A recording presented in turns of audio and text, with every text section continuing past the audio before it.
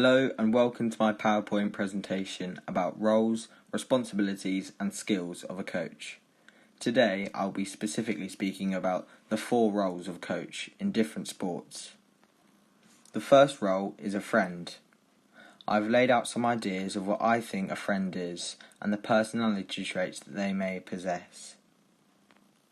Here are some of the positives of having your friend as a coach, with sporting examples.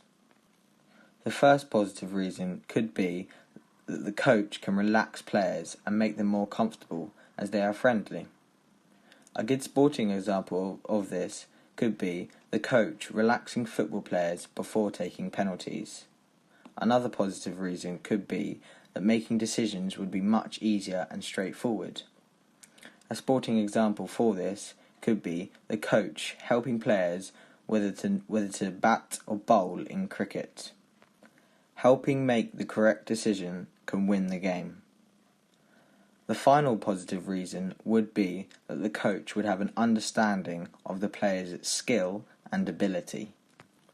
The sporting example to fit this could be in football, knowing whether to put players on or taking them off, depending on the game situation, as the coach knows how good they really are and whether they can impact the game or not. As well as positives, there are also negatives. One negative could be that a friend might become a distraction for the performer. A sporting example for this could be the coach distracting a hockey player whilst taking a penalty, which then results in the player missing. Another negative reason could be that the player did not work hard enough. For example, if a marathon runner did not complete enough fitness work and then they would subsequently not do as well as they could have. They would not work hard enough because their coach is their friend. The final negative reason would be that the performer would lack respect for a coach.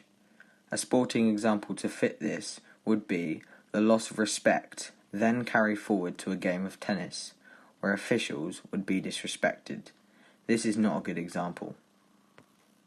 The next role is the role of a role model. I have again laid out some ideas of what a role model is and what personality traits that they might carry out. The positives of having a role model as a coach are that they can set good examples for players to follow. A sporting example for this could be the coach shaking hands after a game in football. This shows good sportsmanship. The other players can then carry this out. Another positive could be that the coach will motivate players to be like themselves.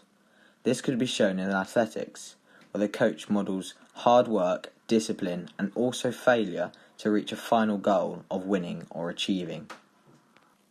The final positive could be that they can show good examples of how to achieve or succeed quickly. This could be shown through explaining to performers what routes to take in order to be a professional. This happens especially in cricket, as there are many ways to go about making it professional. Some negatives of having a role model as your coach are that players can try too hard to be like their role models. A sporting example of this could be a performer overtraining in hockey and therefore no longer enjoying the sport, becoming anxious and stressed over the situation. Another negative could be that the role model might set bad examples or not be sportsmanlike. A sporting example for this might be a football player being told by their coach to dive to gain an advantage. The performer will feel compelled to do this as it is their coach telling them to do so. The final negative reason could be that the player can learn and adopt bad mannerisms in the sport from the coach. A sporting application for this could be a cricket player sledging the opposition. They might be learning this from their coach. Next is the role of an innovator. An innovator is someone who comes up with new and interesting ideas and methods to gain an advantage. Here are some of the personality traits that an innovator could carry out. The positives of having a coach as an innovator could be that they give you new ideas and methods. A sporting example for this could be that they could give you new, inventive tactics in football to gain an advantage over the opposing team. Another positive could be that the coaches can create new health and safety methods to stay safe. A sporting application to fit this could be creating or using lighter but stronger helmets in American football. The final positive is that coaches can look into body trackers to look at movement, speed, etc. A sporting example for this could be tracking players in rugby games so they know where they are, where they can improve, and where they are already quite good. As well as positives, there are also some negatives.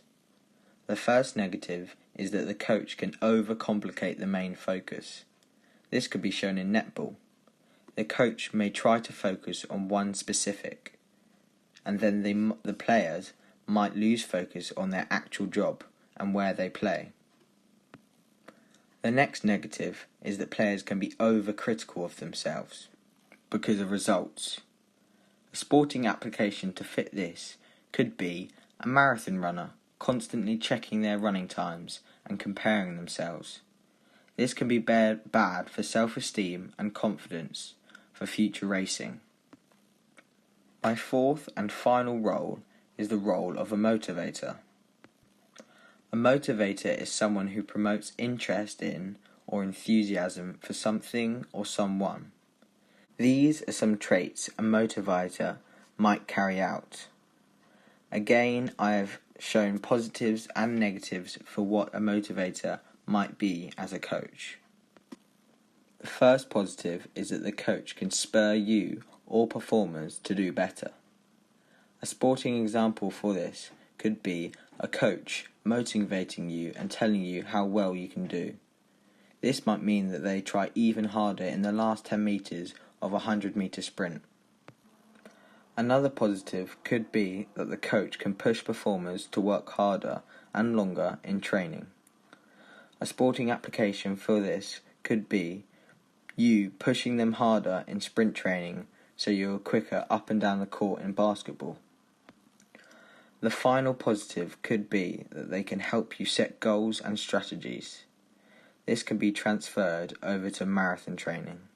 For example, setting tough goals to reach and using different strategies to be the best that you can be. As well as positives, there are negatives.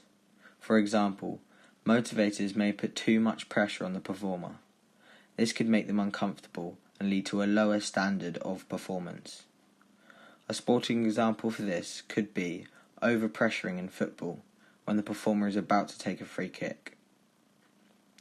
Another negative could be if the motivating coach over-motivated and subsequently distracted the performer. A sporting application to fit this could be in the 800-metre race. If the coach was being too vocal, it could distract the player, and they would therefore lose concentration on what was happening in front of them. The final negative reason for having a motivator as a coach could be that they might become patronising towards the player. For example, in basketball, the coach can patronise the players by shouting too much. This would make the performer feel awkward and/or feel uncomfortable. This would happen even though the coach has the performer's best interest at heart. This is the end of my PowerPoint. Thank you for listening.